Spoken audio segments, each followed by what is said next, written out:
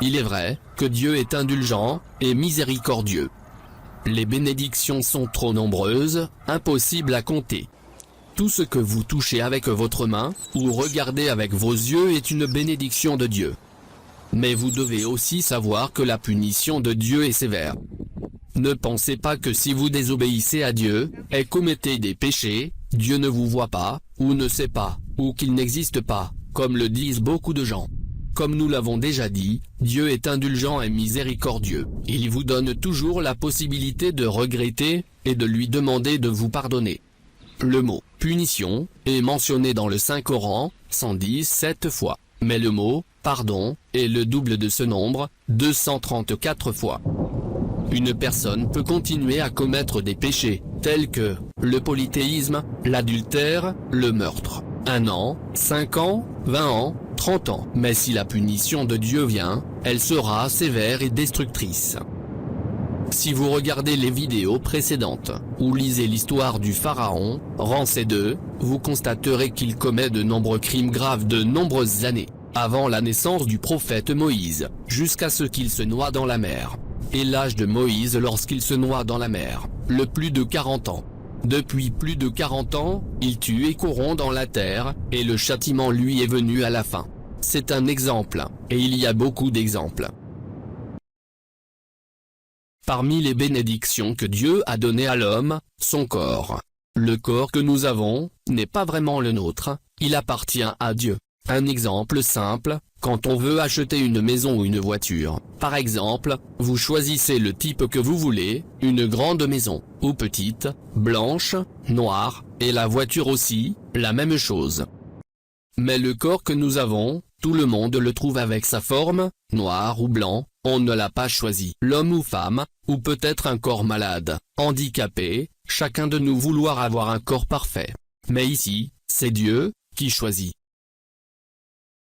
Il existe de nombreux versets dans le Coran, qui montrent comment Dieu a créé les êtres humains. Dieu a créé l'homme, et lui a donné un beau corps, et une belle image. Au moins on devrait remercier Dieu, de ne nous n'a pas donné l'image d'un animal. Mais malheureusement, c'est le contraire qui se produit. Et ça, ce que nous verrons dans notre histoire. L'histoire est pour les enfants d'Israël. L'histoire est connue des propriétaires du sabbat.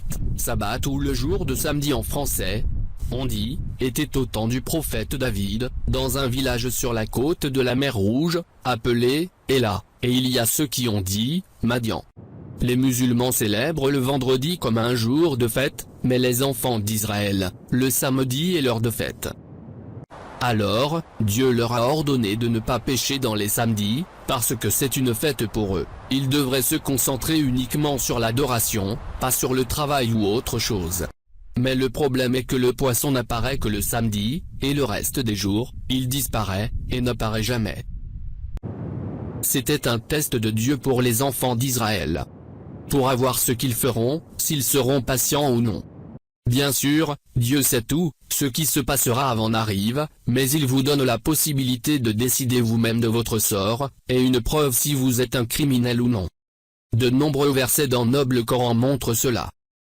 Chaque fois qu'une personne est plus croyante, Dieu l'atteste. Après que les villageois ont remarqué que le poisson n'est disponible que le samedi, le jour de l'adoration, et le reste des jours disparaissent, ils commencent à perdre leur patience, et commencent à inventer des moyens d'attraper les poissons. On dit que l'un d'eux allait à la plage le samedi, et a vu un gros poisson, et l'a attaché dans sa queue, et quand le samedi s'est terminé, il revenait et l'a pris, et il a fait la même chose le samedi suivant. L'homme grillait le poisson, et son odeur a atteint les voisins, et quand ils lui ont interrogé, il leur a dit son astuce. Les villageois attendaient qu'un châtiment de Dieu s'abatte sur lui, mais l'homme ne lui est pas arrivé. Et quand rien ne lui est arrivé, ils commençaient à inventer et à planifier leur propre façon d'attraper des poissons. Ils utilisaient des astuces et des tromperies. Il y a ceux qui creusent des routes dans le sol relié à la mer, le vendredi, et prennent leurs poissons le dimanche. Bien sûr, ce ne sont pas tous les habitants du village, ils divisaient en 3 groupes. Un groupe met en garde contre la punition de Dieu. Et un autre groupe ne prévient pas, et ne pêche pas. Et le groupe qui était impatient, et ont utilisé la triche et les astuces, pour attraper du poisson. Le groupe continuait à pêcher pendant des années, et quand rien ne leur est arrivé, ils attrapent du poisson le samedi directement, sans truc ni astuce, et le vendent. Pour le groupe qui met en garde, ils craignent pour eux-mêmes que la colère de Dieu s'abatte sur les criminels, et ils seront punis avec eux. Donc, ils ont décidé de construire un mur entre eux et les criminels. La situation continuait comme ça, jusqu'à ce qu'une punition de Dieu s'abatte sur le groupe qui attrapait du poisson.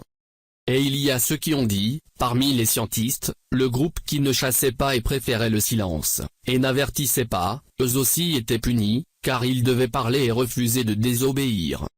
Et il y a ceux qui ont dit, les deux groupes ont survécu. Le groupe qui a commis le péché, est le seul que Dieu a puni.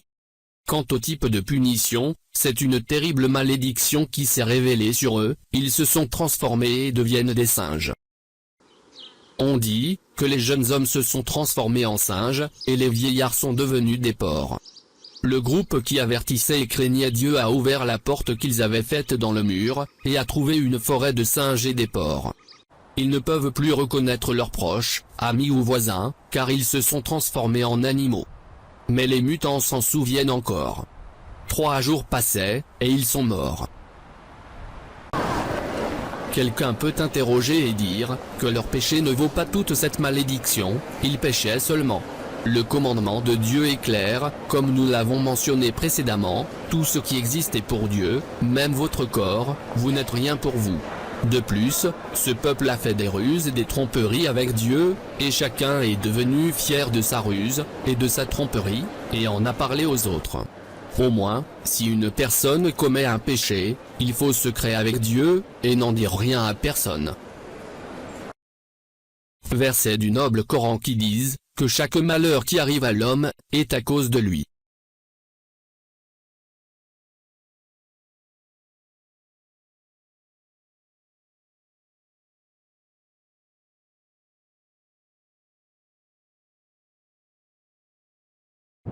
Nous avons également indiqué que Dieu teste chaque personne. Si Dieu vous donne un corps malade, ou handicapé, vous devez savoir qu'il y a ceux qui ont un bon corps, mais il leur manque quelque chose que vous possédez. Il n'y a personne au monde qui a tout, impossible. Dieu est le seul qui a tout, et c'est lui qui donne.